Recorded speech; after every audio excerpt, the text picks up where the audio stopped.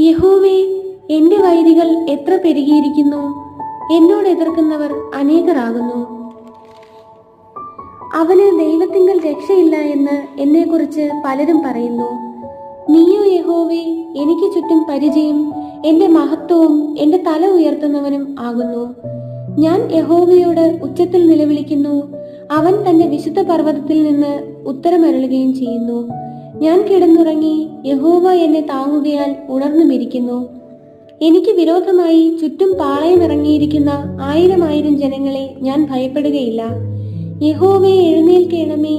എന്റെ ദൈവമേ, എന്നെ രക്ഷിക്കണമേ!